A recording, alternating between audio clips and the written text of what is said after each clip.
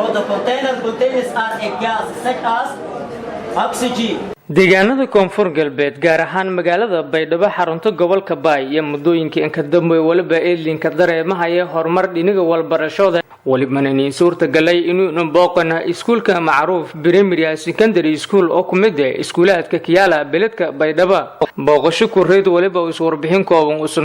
maamulaha iskuulka macruuf primary secondary school xaaladda walbarashada ee deegaanada koonfur galbeed ee xilligan iyo ku sugan yihiin bismillaah magacay way baleeray Abdulqaadir Ali Maxamed Aliyeere wayna ahaa maamulaha guud ee iskuulada macruuf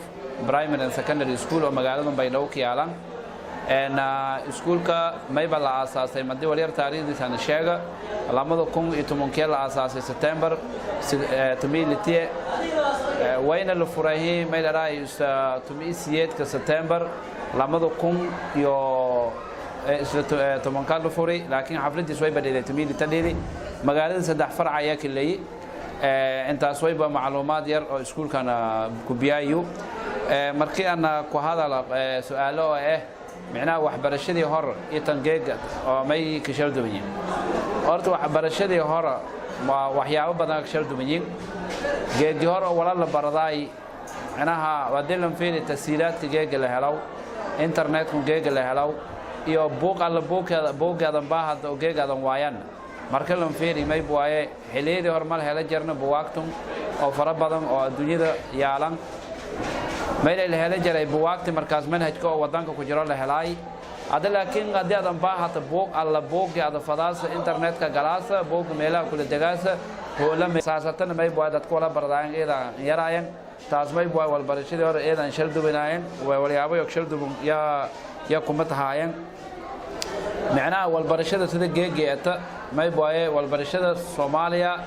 eeda walanka baradahay geegiyor tiradii oo qalin jibiyaan tirada hadda la qalin jibiyaa isku mid ma hadda tiradii oo faylata hatta madda sadiidun sanadka dambe ay leedahay feerada mado 19 kun ay marko 20 kun ay hadda may boo 30 kun ku dhawaad oo kali wal baradahayta marka taas may ba idaayase inii oo meel raayis walbarashada hadda eedlan ku buraaragsanyi oo eed waa meel raayis dadku wal baradahayan يا ميلا كينga daayasa marka walbarashadeeda lanku buraaragsani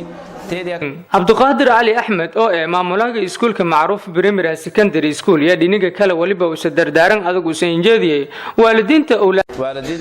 ardayga iskoolku way badhakadayhi 4 saac oo kale niroogowna 20 saac oo kale may waalidkii sheey jara marka onaga may la faday hadii walbaradaw in control shay la badi buwaagta la kubaara casharadu sidkada loo ogaado iskoolka la xariir la era onagu walbarashada saacamalo faylaya hunya ay imtixaanaadka imbaara